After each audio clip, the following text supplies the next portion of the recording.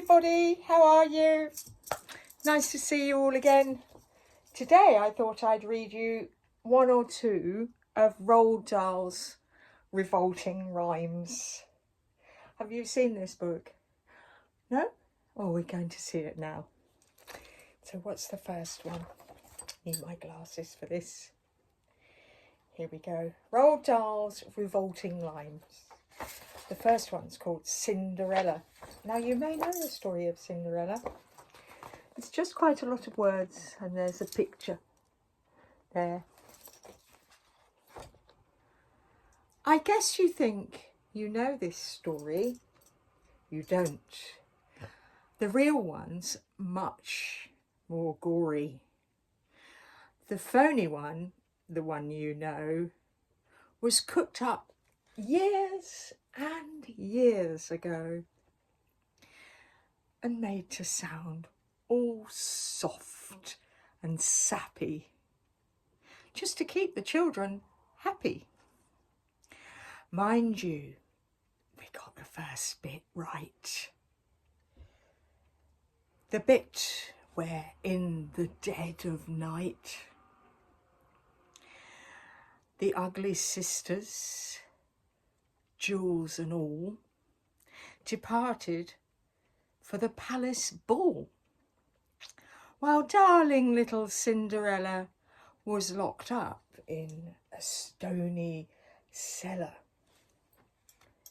where rats who wanted things to eat began to nibble at her feet. Uh-oh, uh-oh, can you see that rat there, nibbling at her feet? What happens over the page? Oh, here comes quite a scary looking fairy godmother. But let's see what the words say. She bellowed, "Help!" and "Let me out!" The magic fairy heard her shout. Appearing in a blaze of light, she said, "My dear, are you all right?" "All right," cried Cindy. "Can't you see? I feel as rotten as can be." She beat her fist against the wall and shouted, "Get me to the ball! The rest have gone and I am jealous. I want a dress, I want a coach, and earrings, and a diamond brooch, and silver slippers, 2 of those, and lovely nylon pantyhose, done up like that. I'll guarantee that handsome prince will fall for me." The fairy said, "Hang on a tick." She gave her wand a mighty flick, and quickly, in no time at all, Cindy was at the palace ball. It made the ugly sisters wince to see her dancing with the prince. She held him very tight and pressed herself against his manly chest. The prince himself was turned to pulp. All he could do was gasp and gulp. Then, what's happening here? That's the BFG, isn't it? Then midnight struck. She shouted, "Heck! I've got to run to save my neck." The prince cried, "Oh no, alas, alas." He grabbed her dress to hold her back, and Cindy shouted, "Let me go!" The dress was ripped from head to toe. She ran out in her underwear and lost one slipper on the stair. The prince was on it like a dart. He pressed it to his pounding heart. "The girl this slipper fits," he cried, "tomorrow morn shall be my bride. I'll visit every house in town until I've tracked the maiden down." Then, rather carelessly, I fear, he placed it on a crate of beer.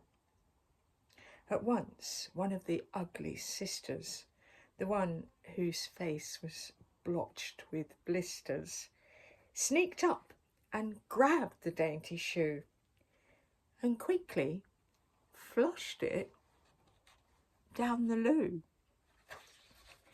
Then in its place she calmly put the slipper from her own left foot. Aha! You see, the plot grows thicker, and Cindy's luck starts looking sicker.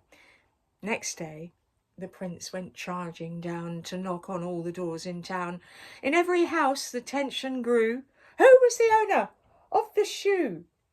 The shoe was very long and wide. A normal foot got lost inside. Also, it smelt a wee bit icky. The owner's feet were hot and sticky. Thousands of eager people came to try it on, but all in vain. Now came the ugly sisters go. One tried it on. The prince screamed, "No!" But she screamed, "Yes! It fits! Whoopee! So now you've got to marry me." The prince went white from ear to ear and muttered, "Let me out of here." "Oh, no, you don't. You made a vow. There's no way you can back out now." There's rather a gory picture here. Terrifying, terrifying story. "Off with her head!" the prince roared back. They chopped it off with one big whack. This pleased the prince. He smiled and said, "She's prettier without her head." Then up came sister number 2, who yelled, "Now I will try the shoe." "Try this instead," the prince yelled back. He swung his trusty sword and smack! Her head went crashing to the ground.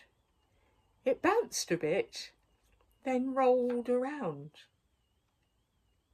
In the kitchen, peeling spuds, Cinderella heard the thuds of bouncing heads upon the floor and poked her own head through the door. "What's all the racket?" Cinders cried. "Mind your own business," the prince replied. Poor Cindy's heart was torn to shreds. "My prince," she thought, "he chops off heads. How could I marry anyone who does that sort of thing for fun?" The prince cried, "Who's this dirty slut? Off with a nut! Off with a nut!" Just then, in a blaze of light, the magic fairy hove in sight. Thank goodness for the magic fairy. Her magic wand went swoosh and swish. "Cindy," she cried, "come, make a wish. Wish anything and have no doubt that I will make it come about." Cindy answered, "Oh, kind fairy, this time I shall be more wary. No more princes, no more money. I have had my taste of honey. I'm wishing for a decent man. They're hard to find. Do you think you can?" Within a minute, Cinderella was married to a lovely fella, a simple jam maker by trade, who sold good homemade marmalade. The home was filled with smiles and laughter, and they were happy ever after, making pots of jam. So that's the end of the story. And I expect now it might be bedtime where you are, or it could be any time of day. But until we meet again, I just want to say, enjoy what you do and be good. And if you can't be good, be very, very careful. Bye for now. Bye.